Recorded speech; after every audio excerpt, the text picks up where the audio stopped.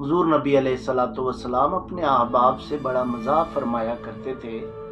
اور دیکھیں حضرت عبد الرحمن رضی اللہ تعالیٰ عنہ کو حضور نبی علیہ الصلوۃ والسلام نے ایک مرتبہ بلیوں کے ساتھ کھیلتے ہوئے دیکھا تو بڑے پیار سے فرمایا یا ابا ہریرہ، تو اس کے بعد آپ کا نام ابو ہریرہ مشہور ہو گیا. حضرت انس رضی اللہ تعالیٰ عنہ بچے تھے، بڑے پیارے بچے تھے، حضور کے غلام تھے، حضور کی غلامی کا پٹا ہمارے گلے میں بھی ہے، لیکن حضرت انس رضی اللہ تعالیٰ عنہ قابل رشک ہیں. ان کی قسمت پہ ناز آتا ہے کہ غلامی بھی ان کی قسمت پہ ناز کرتی. بھی علیہ الصلوۃ والسلام نے ایک مرتبہ پیار سے فرمایا یا ذوالعضتین، اے دو کانوں والے.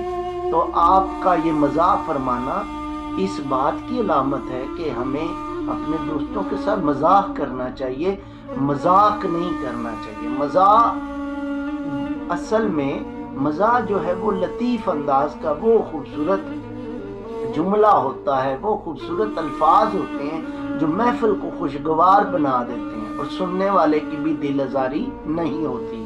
اور جو مذاق ہوتا ہے اس میں عام طور پہ دیکھا گیا جس کے بارے میں آپ بات کر رہے ہیں اس کی دل آزاری ہوتی ہے اور باقی لوگ کہکا لگا کے ہنستے ہیں، بے عزتی ہو جاتی ہے. پھر ہم اس کو کور کرنے کے لیے کہتے ہیں یار تم تو اپنے ہو، تم تو اپنے دوست ہو.